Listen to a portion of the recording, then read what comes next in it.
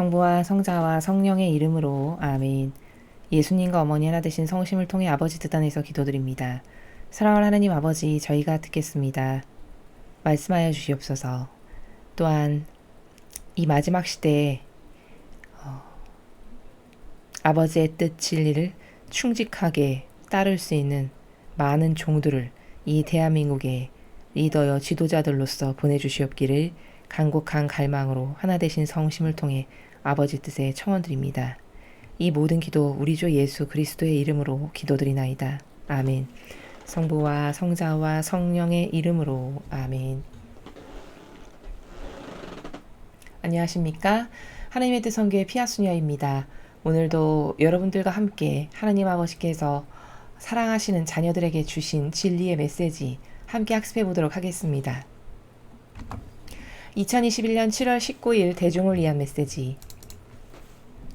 저 모리는 또다시 하느님 아버지의 성심이라고 알게 된 큰 불꽃을 봅니다. 하느님 아버지께서 말씀하십니다. 매일 너희 마음속에 기도 속에서 나를 만날 조용한 공간을 만들어라. 이 공간 안에는 전화나 텔레비전 등등을 위한 여지가 조금도 없다. 이 공간은 다만 너희와 나만을 위한 공간이어야 한다. 이곳은 우리가 만나는 우리의 공간이다. 나는 너희의 청원에 귀를 기울일 것이다. 그런 다음 나는 너희에게 조언을 줄 수 있다. 너희가 모든 문제를 나의 부정적 보살핌에 의탁하면 평화를 찾게 될 것이다. 나는 너희를 도와주고 싶다. 너희가 나를 신뢰하지 않으면 언제나 너희의 해결책인 나의 뜻을 자유롭게 너희에게 보여줄 수가 없다. 너희의 마음은 나의 신성한 뜻을 신뢰하기로 다짐해야 한다. 오직 이렇게 하는 것만이 너희의 문제들을 축소할 수 있다. 오직 자기 자신만을 신뢰하는 자들은 언제나 평화가 부족하며 그들의 마음은 한시도 안심하지 못한다. 또한 그들의 문제는 더 커져버린다. 너희에게 마음의 평화를 주는 것은 나의 뜻과 나에 대한 너희의 신뢰다. 주님의 말씀입니다. 하느님 감사합니다.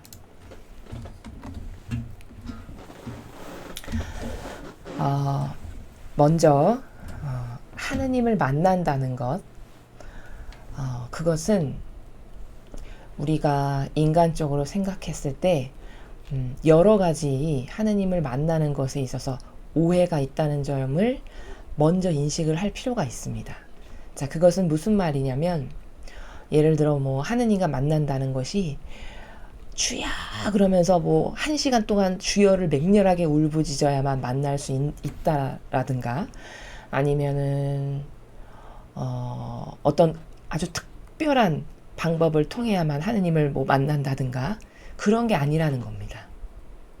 오늘 아버지께서 말씀하시는 이 전체의 나라를 관통하는 뉘앙스는 어떤 거냐면 어떤 용을 쓰고 엄청 에너지를 올인하고 몰입해서 그렇게 해서 하느님을 만나는 것이 아니라 매우 조용하고 그리고 단순성의 나라에서 고요와 평화 가운데 아버지를 만날 수 있는 것인데 그것이 어떤 아주 특정한 장소여야 되던가 거룩하게 보이는 곳이어야 되던가 그런 말이 아니라 사실은 하느님을 만난다는 것은 일상에 내가 가장 편안하게 여기는 공간 그런 곳에서 만나기가 쉽습니다. 예를 들자면은 남성분들은 이런 말씀을 가끔 하십니다. 담배 피러 나갔는데 거기서 만나셨다라고 하느님의 음성을 들으신다라고 이렇게 말씀하시는 분도 있고요. 그리고 어머님들 같은 분들 중에는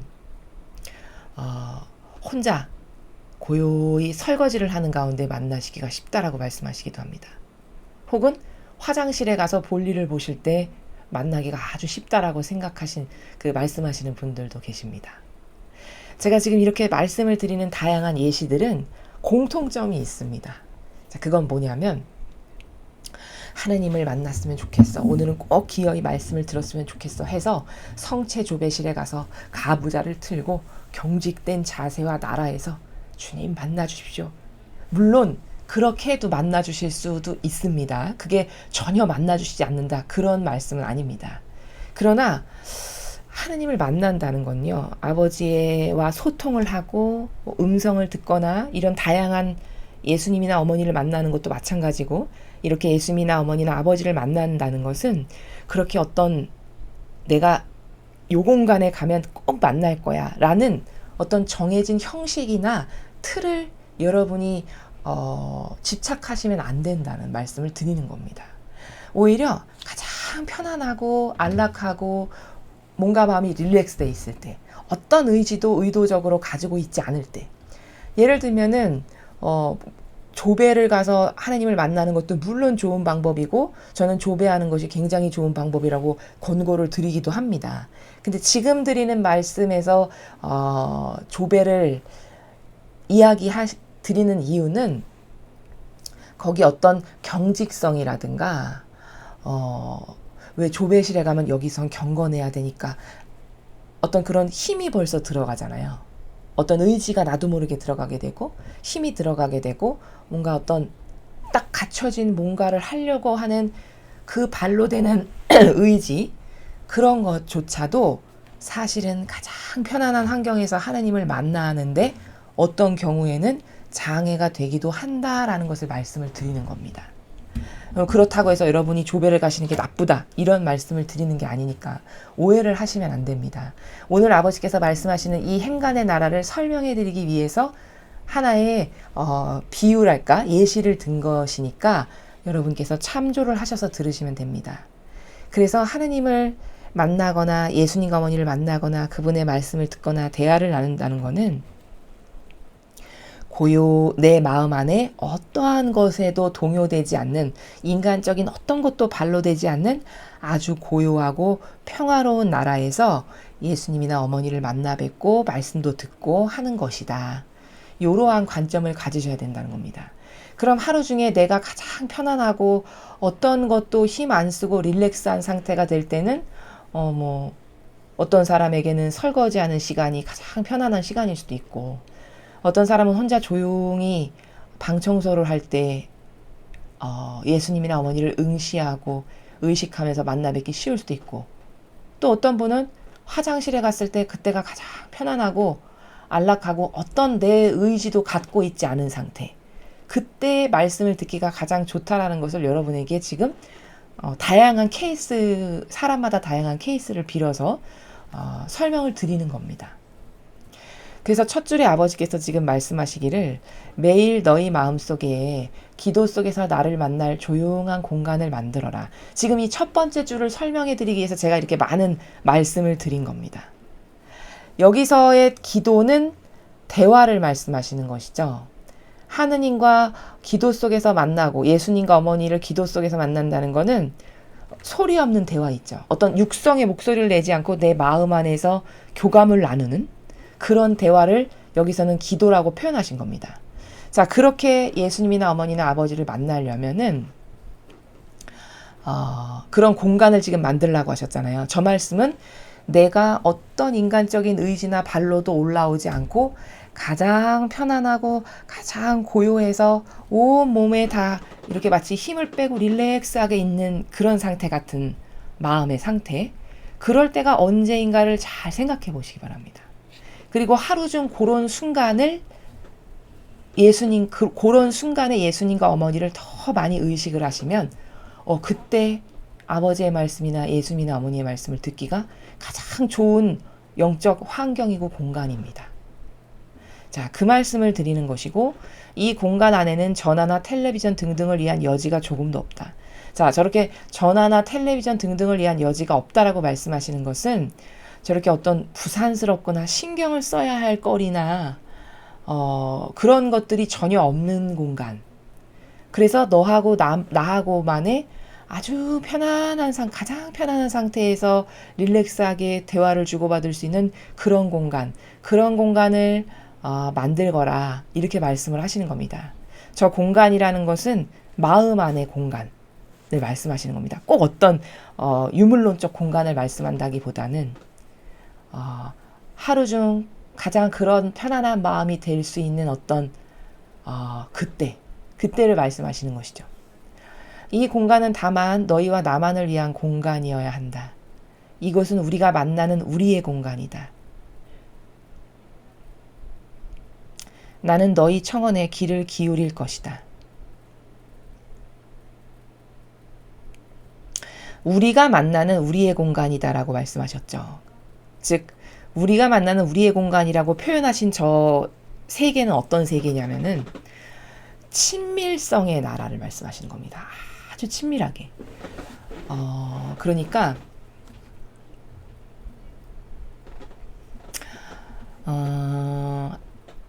여러분이 가장 친한 친구, 정말 속마음에 어떤 것도 다 털어놓아도 창피하거나 의식할 것이 전혀 필요 없는 어떤 그런 친구가 하나 있다라고 생각을 하시고요. 그런 친구를 하루 중 언제 만나면 좋을까? 이런 것을 생각해 보시고, 그래서 마치 그 친한 친구에게 아무것도 숨기는 것 없고 거리낌 없이 모든 것을 다 털어놓는 이런 마음의 나라 같은 그런 공간, 그 정도로 친밀한 공간을 네가 나하고의 관계성에서 만들어야 된다라고 지금 말씀을 하시는 거거든요. 그래서 예를 들자면은 어제 메시지에 보면 양심성찰 하라라고 말씀하셨잖아요.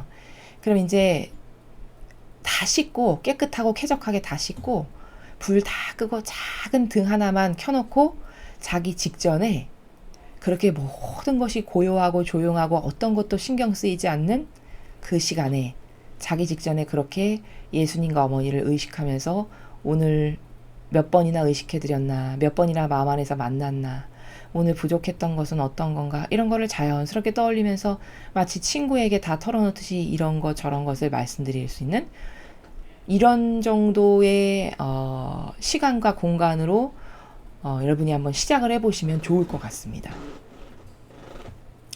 나는 너희의 청원에 귀를 기울일 것이다. 자, 그러한 공간을 만들어 놓고 그렇게 친밀성의 나라에서 네가 나에게 가까이 다가와서 그런 너의 모든 것을 나에게 내어 맡기면서 털어놓으면서 신뢰로서 믿음으로써 그렇게 의탁을 한다면 네가 말하는 그 모든 청원에 나는 이렇게 귀를 기울일 수 있다, 이런 말씀이시죠. 그런 다음 나는 너희에게 조언을 줄 수 있다. 자, 네가 그렇게 가장 편안하고 친밀한 나라에서 나와 소리 없는 대화를 그렇게 매일 어떤 일정한 시간을 내어드려서 한다면은 네가 나에게 그런 것을 여러 가지를 말할 때 너의 청원에 나는 이렇게 귀를 기울여서 들을 수가 있고, 왜? 친밀한 공간이 마련되었으니까요. 그리고 그것을 다 듣고 나서 나는 너에게 조언을 줄 수 있다. 자, 조언을 줄 수 있다라는 것은 우리가 깨달을 수 있게끔 하신다는 나라입니다. 깨달을 수 있게끔. 이런 경험 하셨을 거예요. 어떤 것에 대해서 굉장히 고민과 갈등이 많았는데 그것을 기도로서 이렇게 편안한 마음으로 맡겨드리면 문득 나도 모르게 확 떠오르게 하는 어떤 아이디어나 생각이 있을 수 있습니다. 바로 그 순간이 하느님 아버지께서 혹은 예수님과 어머니께서 여러분에게 깨닫게 하시는 나라가 바로 그런 나라입니다.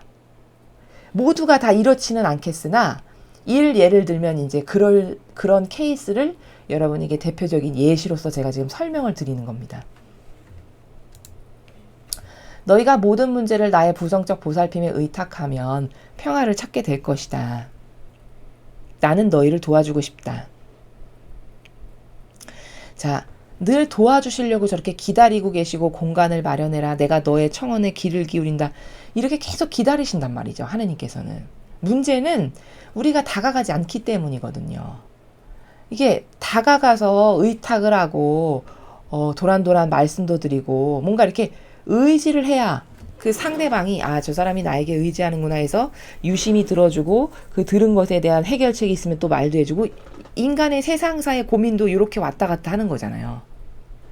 그 하느님께도 쉽게 예를 들자면 이제 그런 나라를 마음 안에 작은 공간 하나, 여기는 반드시 아버지만이 사시는 나의 유일한 공간이야 라고 해서 그런 공간 하나를 만들어 놓으시라는 거죠. 그리고 그것을 수시로 혹은 시간이 없다면 꼭 하루에 한 번만이라도 그 공간 안에서 예수님과 어머니를 의식하고 아버지를 의식하고 친밀성의 나라에서 이런저런 것들을 다 맡겨드리고 말씀드리고 이게 1학년 1학기와도 같은 걸음마인데 이것을 계속 반복하다 보면 그 영역이 점점 넓어지는 것을 여러분들께서 느끼시게 될 겁니다. 처음에 이렇게 들렸던 것이 더 많이, 더 깊게 깨닫게 되는 그런 나라로 점점 발전하게 되는 것을 여러분이 발견하게 되실 거다라는 것을 말씀드리는 겁니다. 너희가 나를 신뢰하지 않으면 언제나 너희의 해결책인 나의 뜻을 자유롭게 너에게 보여줄 수가 없다. 자, 신뢰하지 않으면 이렇게 말씀하셨어요. 지금 신뢰라는 단어가 나왔습니다. 그러면 신뢰해서 나에게 다가오지 않지 않니? 그러면 너 그 문제는 해결책을 나만이 갖고 있고 내가 갖고 있는 이게 가장 본질적이고 너에게 가장 적합한 해결책인데 그래서 나는 너에게 그 해결책을 언제든지 가르쳐주고 싶고 알려주고 싶고 깨닫게 해주고 싶은데 그건 나를 신뢰해야 알려줄 수 있는 거잖니. 근데 신뢰를 안 해. 그럼 네가 가지고 있는 다양한 고민과 갈등과 어떤 궁금증에 대한 해결책을 너에게 내가 알려줄 수가 없단다. 즉 보여줄 수가 없고 전해줄 수가 없단다. 다시 말하면 듣고 깨닫게 해줄 수가 없다. 이런 말씀이십니다. 오늘 중요한 단어는요. 여기 보이시는 신뢰라는 단어입니다. 신뢰. 여러분 하느님을 우리는 보통 하느님께 기도를 한다라고 할 때요. 가장 중요한 두 가지의 속성이 있습니다. 기도라는 것은 신뢰 그리고 진정성의 나라에서 바칠 때만 그게 아버지가 들으실 수 있고요. 그 진정성과 신뢰의 나라에서 바칠 때만 아버지께서 주시는 해결책을 나 역시 똑바로 알아듣고 깨달을 수 있습니다. 신뢰와 진정성이 그 정도로 중요한 겁니다. 세상도요. 올바르 된 사람은요. 어떤 사람이 나를 진짜 100%로 신뢰하고 진정성의 나라에서 믿는다. 그럼 그 사람 안 버립니다. 왜? 그 사람이 나에게 보여주는 신뢰와 진정성 때문에 버릴 수가 없는 거죠. 양심이. 세상도 그렇거든요. 올바르 된 정신세계를 가지고 있는 사람은. 그럼 하느님은 더 하시겠죠. 이러한 하느님께 우리가 어떤 기도를 드린다든가 기도는 꼭 앉아서만 하는 게 아니라 뭐 다양한 대화도 될 수 있고 행동으로 옮기는 것도 될 수 있고 여러 가지가 될 수 있는데 오늘 여기서는 특별히 대화라고 하는 관점에서 말씀을 드리면 하느님에 대한 절대적인 신뢰와 진정성이 없잖아요. 그러면 그 기도가 하느님께 상달이 잘 되지 않고 즉 아버지께서 들으실 수가 없고 그리고 아버지께서 그것에 대한 해결책을 갖고 계시는데 나에게 아무리 전해주고 싶으셔도 내가 신뢰가 떨어지기 때문에 그 주시는 말씀을 알아듣고 깨달을 수가 없습니다. 이런 안타까운 관계에 놓여 있는 거거든요. 그래서 우리가 신뢰와 진정성이 얼마나 중요한가 하느님께 대한 사랑하는 사람 관계에서는 신뢰와 진정성이 진짜 중요하죠. 여러분 부부관계인데 신뢰와 진정성이 거기 없다. 그럼 이미 그것만으로 끝난 거 아닙니까? 그렇죠. 신뢰와 진정성이 없으면 이미 그것만으로도 사랑하는 관계에서는 이미 금이 간 거죠. 하느님과 우리와의 관계도 마찬가지라는 겁니다. 자, 그래서 기도는 신뢰와 진정성에 나라에서 바치는 거다. 이것을 꼭 명심하셔야 되고 그것이 없으면 우리에게 아무리 해결책을 알려주고 싶으셔도 알아들을 수 있는 방법이 없다라는 거. 너희 마음은 나의 신성한 뜻을 신뢰하기로 다짐해야 한다. 그러니까 내가 너에게 너의 그 여러 가지 상황이나 모든 것을 다 알고 있으니까 많은 것을 주고 싶어도 네가 신뢰를 안 하면 내가 너에게 전달해 줄 수 있는 방법이 없지 않니? 그러니까 오늘부터 나의 신성한 뜻을 신뢰하기로 네가 다짐해야 된다. 이렇게 말씀하시는 거죠. 오직 이렇게 하는 것만이 너희 문제들을 축소할 수 있다. 자, 그렇게 나를 절대 신뢰해서 나에게 가까이 다가와서 나에게로부터 답을 얻으려고 네가 노력을 하면 그러면 답도 얻을 수 있고 그런 노력을 할 때만이 네가 가지고 있는 다양한 문제들을 해결할 수 있고 축소시킬 수 있는 거지 인간적인 네 뜻과 네 의지로 어떤 다양한 인간적인 노력을 한다라고 해서 그 문제의 궁극적인 해결책이 절대 있을 수 없다는 것을 발견해야 된다라고 지금 말씀하시는 것이죠. 오직 자기 자신만을 신뢰하는 자들은 언제나 평화가 부족하며 그들의 마음은 한시도 안심하지 못한다. 자, 내 주먹을 믿지. 예를 들면 이런 스타일이 있잖아요. 세상에서도. 내 주먹을 믿지. 이런 스타일. 다시 말하면 내 자아가 원하는 내 선이나 기준에 근거해서 뭐든지 다 행하고 뭘 따르려고 하는 이런 거. 그게 자기 자신만을 신뢰하는 자죠. 그렇죠? 그리고 아무도 안 믿어. 뭐 사람도 안 믿고 하느님도 안 믿고. 그러면 그런 영혼 안에는 평화가 있을 수가 없다는 겁니다. 평화가. 그리고 한시도 안심의 나라에서 평화로운 나라에서 살 수가 없다는 거예요. 왜? 맨날 전전긍긍 해야 되니까. 내가 갖고 있는 문제로. 이거 이렇게 하면 좋을까? 저렇게 하면 좋을까? 아, 이것도 아닌 것 같고 저것도 아닌 것 같고 그럼 이 방법 해볼까? 이렇게 해서 실패하면 어떡하지? 이게 다람쥐 쳇바퀴 돌듯이 맨날 인간적인 나라 안에서 내가 문제를 끌어안고 버둥거리면서 해결하려고 애쓰는 나라가 바로 이런 나라죠. 거기는 답이 없다는 이야기를 하시는 거예요. 오히려 마음만 더 불안하고 있던 평화마저도 깨지게 되는 그런 나라를 말씀하시는 것이죠. 또한 그들의 문제는 더 커져버린다.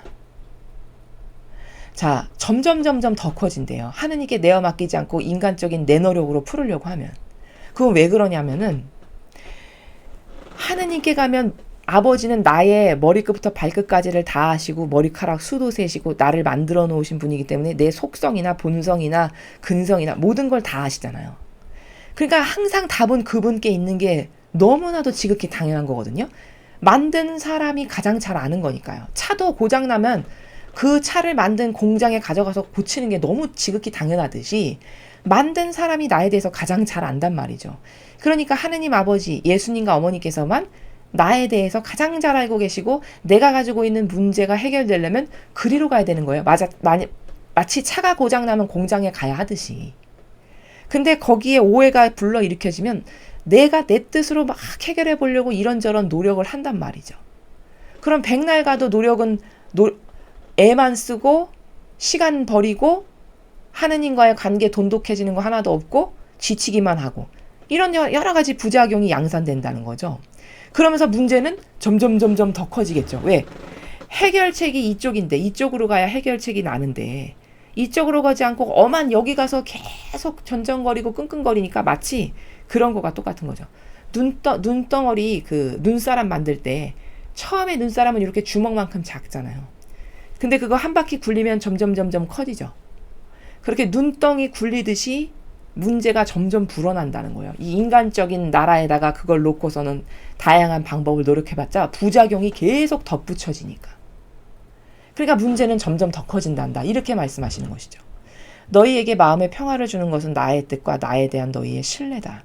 그러니까 네가 마음의 평화 가운데에서 살아가려면 하느님의 뜻을 믿고 하느님께 대한 절대 신뢰를 두고 살아가야만이 너의 마음과 정서에 평화가 있고 네가 가지고 있는 해결책도 그래서야만 그때만 해결이 될 수 있다.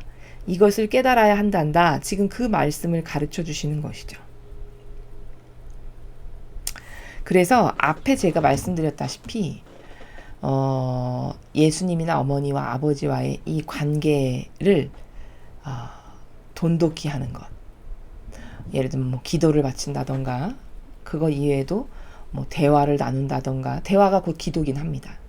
그럴 때도 하느님에 대한 절대 신뢰와 진정성의 나라에서 기도건 대화건 기타 등등 뭐든지를 해야 그래야 하느님께서 나에게 쑥 다가오셔서 개입하실 수가 있지.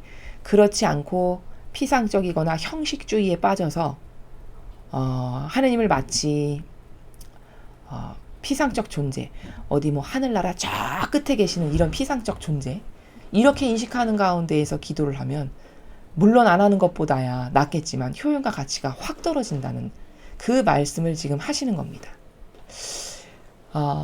이런 비슷한 예를 예수님께서 성경에서 이렇게 말씀하시죠. 빈말을 되풀이하지 말아라. 너희는 기도할 때.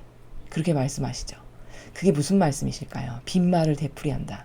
많은 말을 해야 들으시는 줄 안다. 이렇게 말씀하시죠. 그게 뭐냐면요. 마음에도 없는 빈말.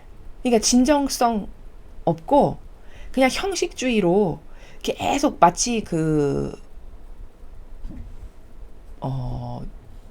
스님이 이렇게 뭐 염주알 막 굴리듯이 물론 그분은 그거를 기도를 한다라고 하시겠지만 그렇게 의미 없는 말을 계속 반복적으로 하는 이거는 뭐냐면 그 빈말을 되풀이하지 말아라. 많은 말을 해야 들어주시는 줄로 안다. 예수님 말씀하신 이 나라는 뭐냐면 진정성의 마음이 없는 상태에서 네가 하나님을 믿거나 절대 신뢰하거나 그래서 진실한 마음에서 내가 지금 이 기도를 하면 아버지는 지금 옆에서 다 들으셔. 그리고 내가 이렇게 갈망하고 청원드리면 이것에 대한 해결책을 반드시 주셔. 이게 진정성의 나라에서 말씀드리는 거고 이게 갈망의 나라, 참된 신뢰와 믿음의 나라에서 드리는 기도가 바로 예를 들면 이런 겁니다. 그런 나라에서 단 1단을 바쳐도 바쳐야 되는 것이지 만약에 묵주기도를 한다면 그 묵주기도 100단을 그냥 아무 생각 없이 무망 중에 계속 돌린다라고 해서 그것이 올바른 기도가 아니라는 것을 바로 복음에서 예수님께서 그렇게 말씀을 하시는 거거든요. 그 말씀의 핵심은 뭐냐면 진정성이 그렇게 중요하다는 거예요. 하나님이 진짜 내 옆에 지금 살아계시고 내 일거수일투족을 다 보시고 나에 대해서 모르시는 게 하나도 없으니 내 마음의 그림자도 아니까 아버지께서 나에게 가장 좋은 것만을 주셔. 나는 그러니까 그런 아버지를 절대 신뢰하지. 그래서 그 마음의 나라에서 뭐든지 다 행하는 거. 기도가 됐건 뭐 청소가 됐건 빨래가 됐건 일이 됐건. 요게 일상생활에서 하나님과 함께하는 기도 생활이고요.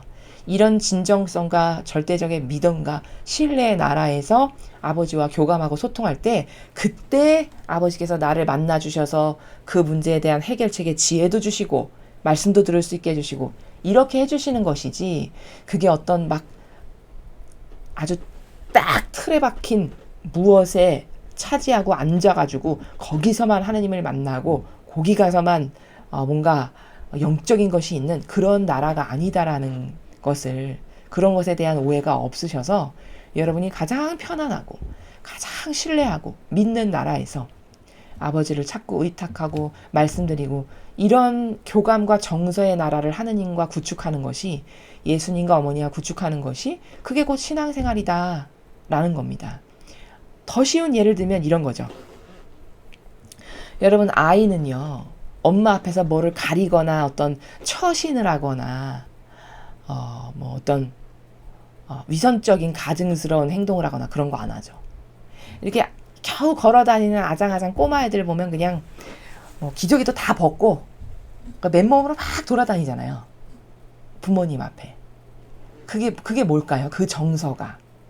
그게 그 정도로 믿고 신뢰하고 하나 되어 있는 관계고 사랑의 관계라는 표징입니다. 마치 우리의 마음과 정서가 그렇게 아기가 이제 막 아장아장 걷는 아기가 막 기저귀도 다 벗어버리고 막 알몸으로 뛰어다니고 엄마 앞에서 막 돌아다니는 것처럼 방글방글 웃으면서 마치 하느님과의 영혼의 관계성이라는 것은 그렇게 너무 신뢰하고 사랑해서 거리끼고 가릴 게 하나도 없는 완전히 투명하게 오픈된 그런 관계를 구축해서 그런 신뢰 가운데 아버지께 말씀도 드리고 말씀하시면 듣기도 하고 요런 것을 구현하는 것이 영적 생활의 기본이고 신앙생활의 기본이고 또 아버지께서 말씀하시는 것을 깨달을 수 있는 나라의 정서도 이런 것이다 라는 것을 여러분이 꼭 올바르게 이해하셔서 앞으로 여러분께서 더 하느님을 잘 만나실 수 있는 영성생활을 하실 때 많은 도움이 되셨으면 좋겠습니다. 이상으로 2021년 7월 19일 대중을 위한 메시지 해설을 마치겠습니다. 감사합니다.